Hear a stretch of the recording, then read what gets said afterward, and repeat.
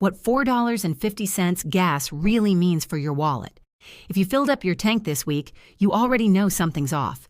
The national average just crossed $4.54 a gallon, and we're closing in on the record set back in June 2022.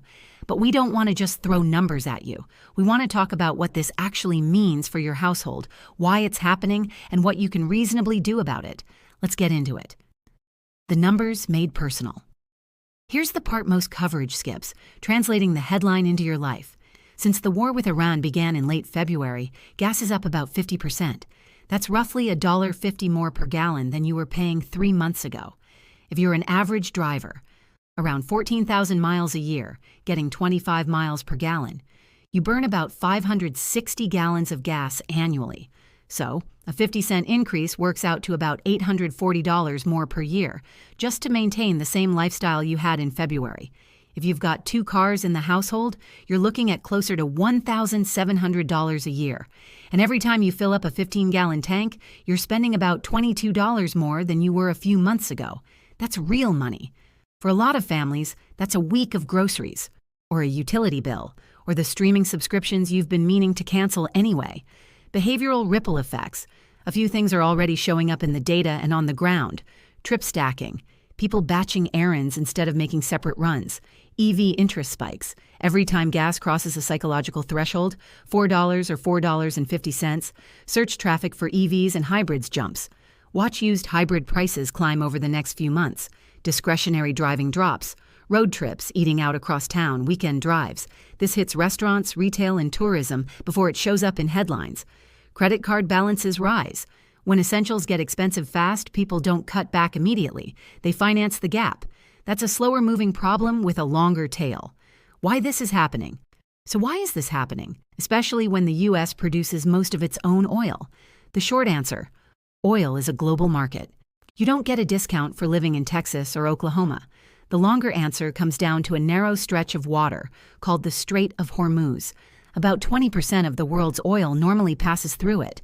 Because of the conflict, that passage has been effectively choked off. Tankers are stranded. Crude isn't reaching refineries on schedule. Supply tightens, demand stays roughly the same, and prices climb at every pump in America, regardless of where the oil itself came from. And here's the part that's going to matter over the next few months.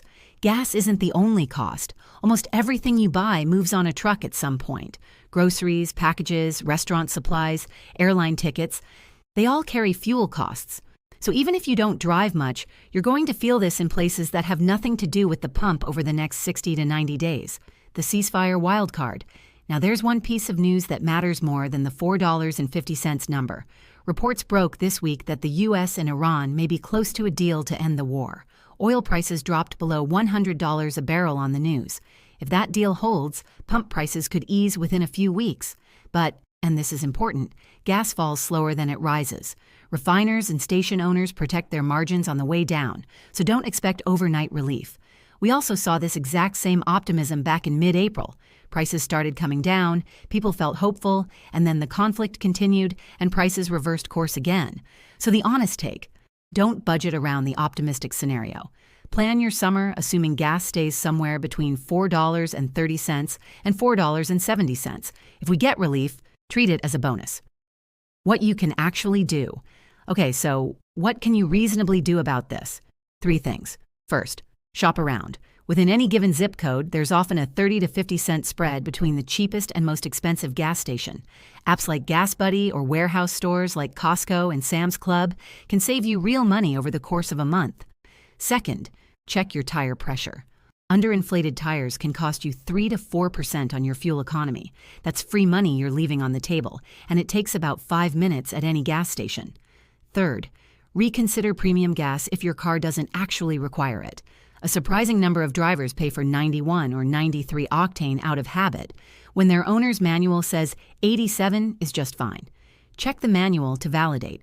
And beyond the pump itself, this is a good moment to look at the bigger picture. Are there errands you can batch instead of making 3 separate trips? Is there a coworker you could carpool with twice a week? These aren't dramatic lifestyle changes. They're small adjustments that add up to hundreds of dollars over a year. Now we want to hear from you. Drop a comment and let us know. How are you and your household planning to handle this?